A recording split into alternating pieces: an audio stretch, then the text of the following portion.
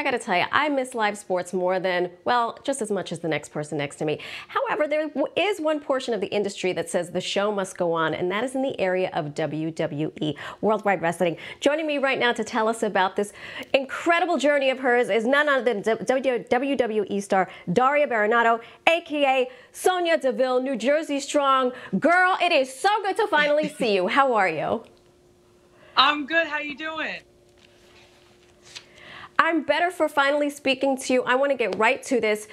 You have been able to continue business as usual in your arena, just without a live audience. I understand there is some testing going on to ensure safety with you and your fellow athletes.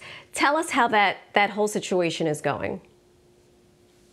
It's such a cool thing, like you said, to be able to do it in a safe and healthy manner during times like this and still bring the live entertainment to your guys' homes. I think it's been a lot of, comedic relief during a time like this. We're on a closed set.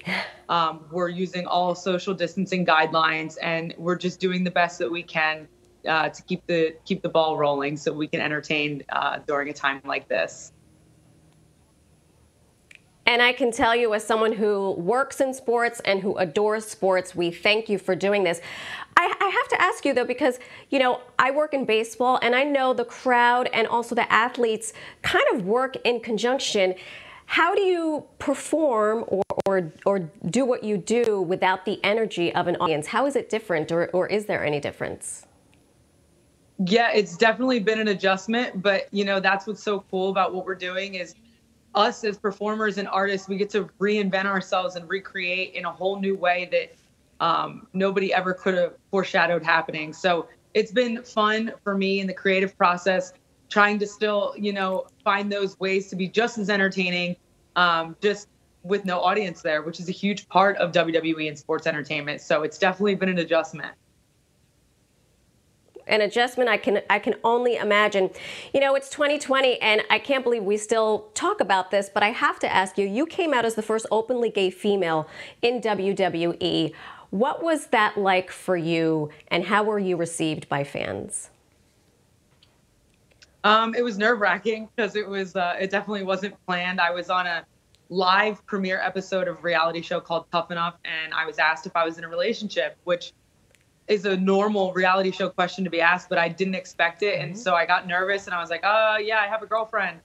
And then I kind of went upstairs in the performance center and called my girlfriend. And I was like, hey, I think I just outed us on TV unintentionally. And so it was a crazy, wild ride. That was almost 5 years ago now. And it was the best thing that's ever happened to me. It was one of those blessings in disguise. I started living my truth from that moment on more than I ever had before. And I think it's been really cool to just see my younger fans be able to relate to me and hopefully hear my story, and it can inspire them to live their truth. And so it's been really, really fun.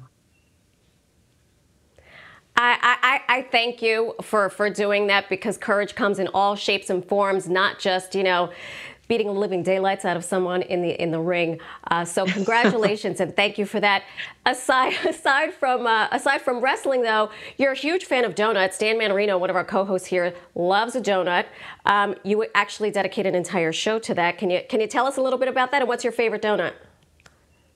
Yeah, so me and my former tag team partner and best friend, Mandy Rose, have a company together called Demandy's Donuts. It started off as a YouTube series where we taste donuts from all around the world as we're traveling and wrestling, which is super fun.